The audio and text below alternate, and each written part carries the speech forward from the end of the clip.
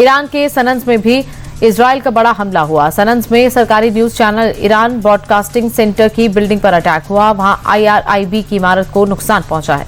बताया जा रहा है कि इस हमले में 2 लोगों की मौत हुई और इस हमले की खौफनाक तस्वीर सामने आई है।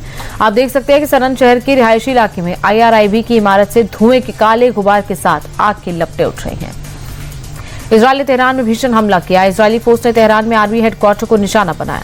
पूर्वी तेहरान स्थित IRGC के हेडक्वार्टर पर कई मिसाइलें दागी गई। शहर के कई हिस्सों में लगातार तेज धमाकों की आवाज आ रही है।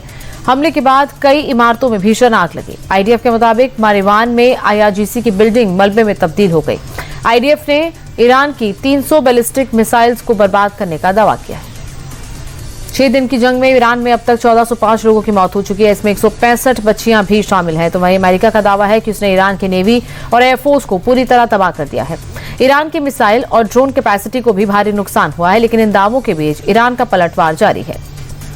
ईरान ने बहरीन में अमेरिकी बेस पर एक बार फिर हमला किया। इजरायल पर भी बड़े पैमाने पर मिसाइलें दागी गई हैं।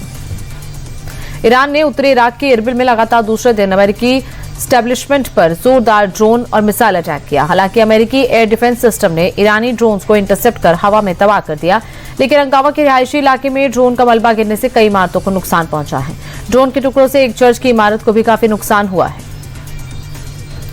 खाड़ी में दिन ब दिन जंग भीषण होती जा रही है। कतर में ईरान ने फिर से अमेरिकी ठिकानों को निशाना बनाया।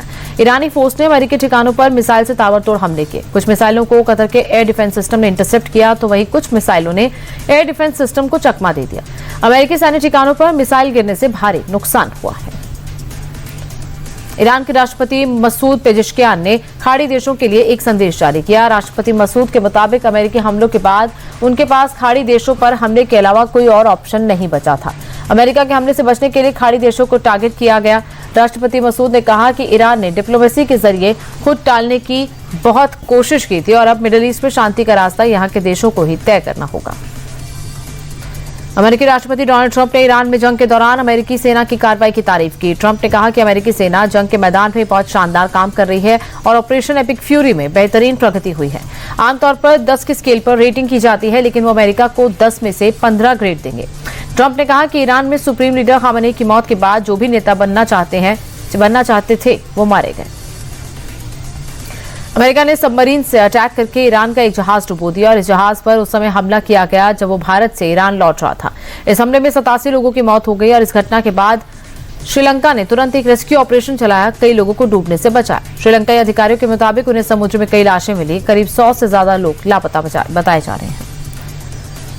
इजरायली सेना ने दक्षिणी लेबनान में IDF के जमीनी एक्शन का वीडियो जारी किया। इजरायल के मुताबिक सुरक्षा के लिहाज से दक्षिणी लेबनान के कई इलाकों में सैनिकों की तैनाती की गई है। इनका मकसद इजरायल के सीमावर्ती इलाकों में किसी तरह के हमले से नागरिकों की सुरक्षा करना है। इससे पहले इजरायली सेना ने सीमा से सटे लेबनान के तकरीबन 50 गांवों को खाली करा दिया था। इजरायल के मुताबिक हिजबुल्लाह के खिलाफ लेबनान में हुए एयर स्ट्राइक में अब तक 70 लोगों की मौत हो चुकी है, जबकि 400 से ज्यादा लोग घायल हुए हैं।